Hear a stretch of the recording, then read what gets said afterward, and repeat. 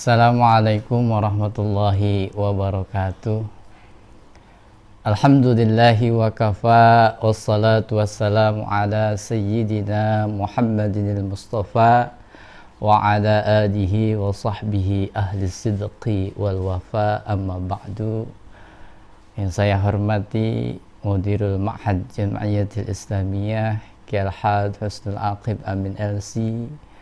Yang saya hormati Kepala Madrasah Aliyah Jam'iyah Islamiyah Al-Mukarramul Muhtaram Al-Ustadz Haji Baharuddin SAG, seluruh jajaran Dewan Guru yang senantiasa dirahmati oleh Allah Subhanahu wa Ta'ala, serta para siswa dan siswi Madrasah Aliyah Jam'iyah Islamiyah yang senantiasa dicintai oleh Allah Subhanahu wa Ta'ala.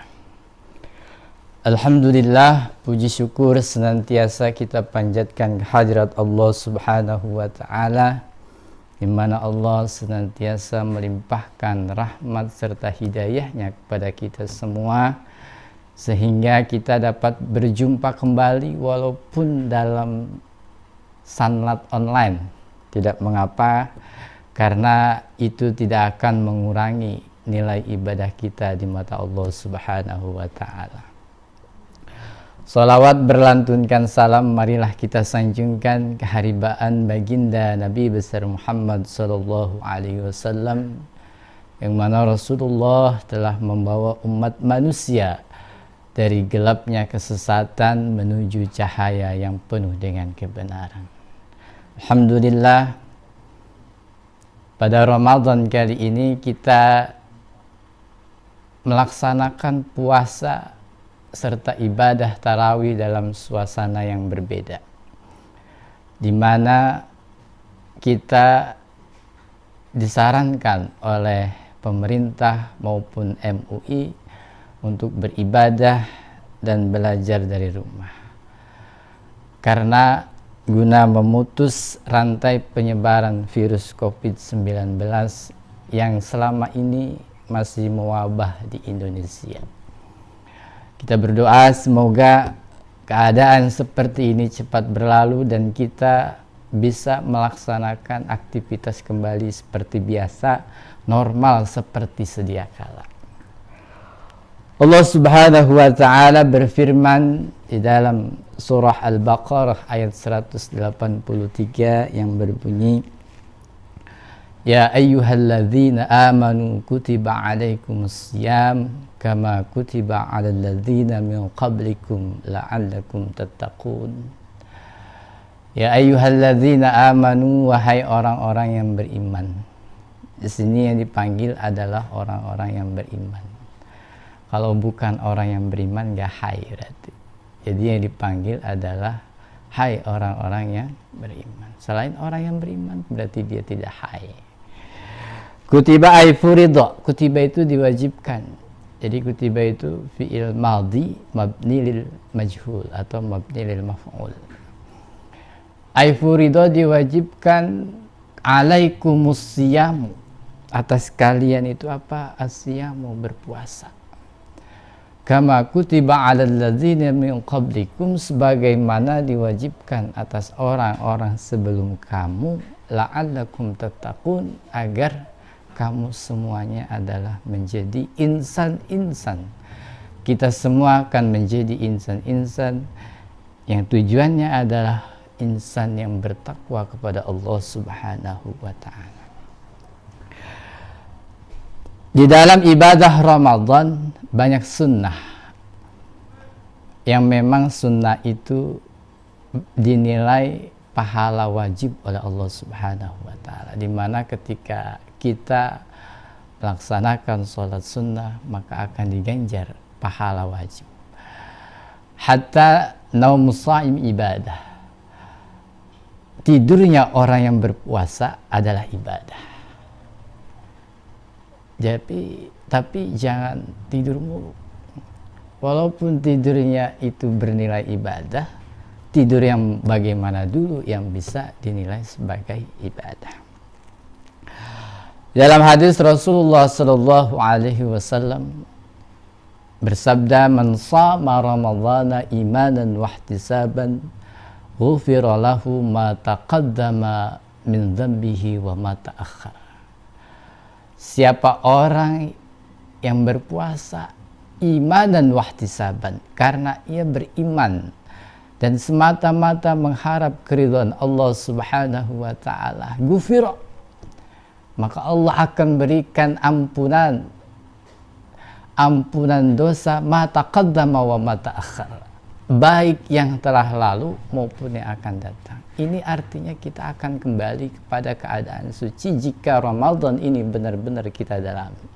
Tarbiyah Ramadan, di mana dalam terminologi bahasa secara etimologi Ramadan berasal dari kata ramidha yarmadu, yang artinya adalah membakar seluruh dosa-dosa kita yang kita perbuat selama setahun penuh, itu kita bakar di bulan Ramadan.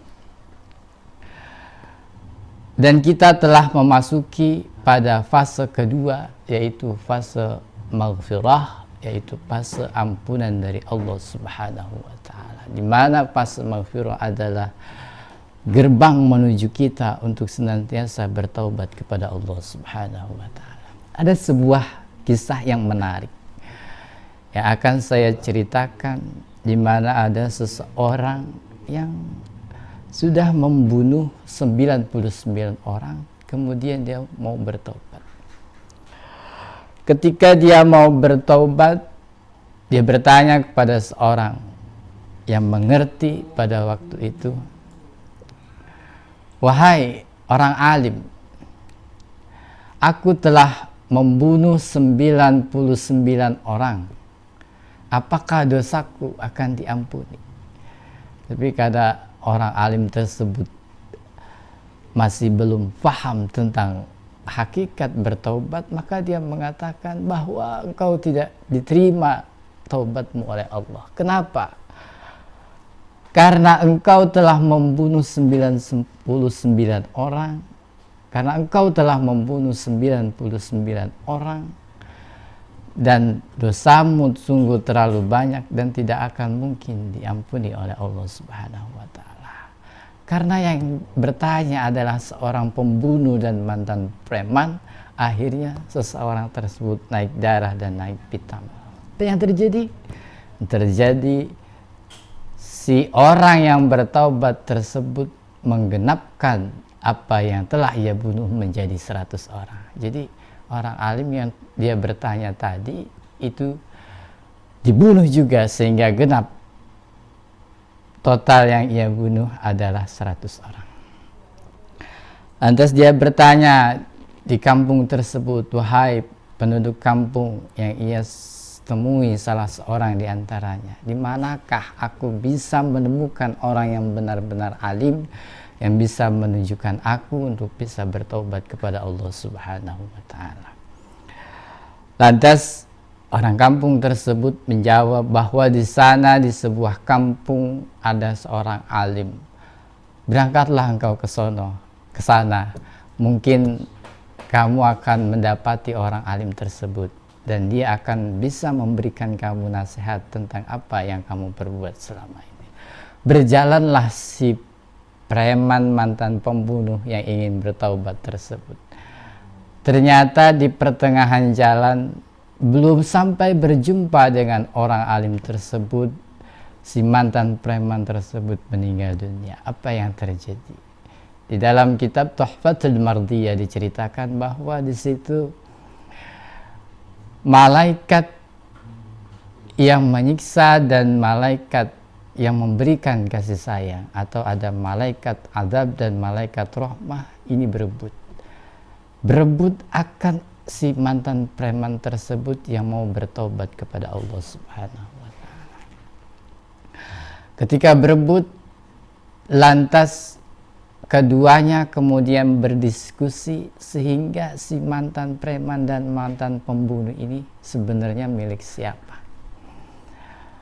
Ternyata diambillah sebuah kesepakatan mengukur lebih dekat mana dia, lebih dekat kepada orang yang tempat ia bertanya atau lebih dekat kepada orang alim?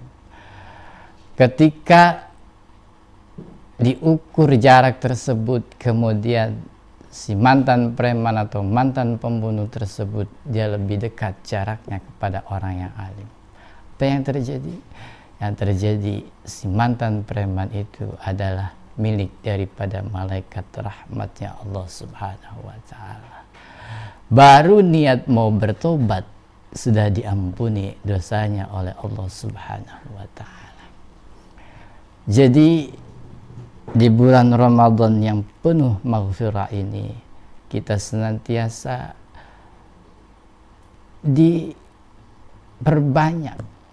diwajibkan untuk memperbanyak istighfar, memperbanyak ampunan, minta ampun dosa kepada Allah Subhanahu wa ta'ala, agar dosa-dosa kita ini diampuni oleh Allah Subhanahu wa ta'ala. Ramadan walaupun masanya sekarang berbeda, tapi hati kita harus tetap bersih, hati kita harus tetap semangat dalam menggapai Rahman dan Rahimnya Allah Subhanahu wa ta'ala. Sebagaimana yang Allah firmankan kepada kita bahwa tujuan daripada orang yang berpuasa adalah menggapai takwa di sisi Allah Subhanahu wa ta'ala. Allah Subhanahu wa ta'ala berfirman, inna akramakum indallahi atqakum. Sesungguhnya orang yang paling mulia di sisi Allah adalah orang yang bertakwa kepada Allah Subhanahu wa ta'ala. Takwa yang sebenar-benarnya, yang menurut terminologi adalah imtithalu awamirillah wajtimabu nawahihi, senantiasa menjalankan perintah-perintah Allah Subhanahu wa ta'ala dan menjauhkan seluruh larangan-larangan Allah Subhanahu wa ta'ala. Mungkin sedikit ini saja yang bisa saya sampaikan, bahwa kita di fase yang kedua ini harus senantiasa memperbanyak istighfar kepada Allah Subhanahu wa ta'ala, meminta ampunan kepada Allah Subhanahu wa ta'ala, agar senantiasa dosa-dosa kita, baik yang telah lalu maupun yang akan datang, itu diampuni oleh Allah Subhanahu wa ta'ala.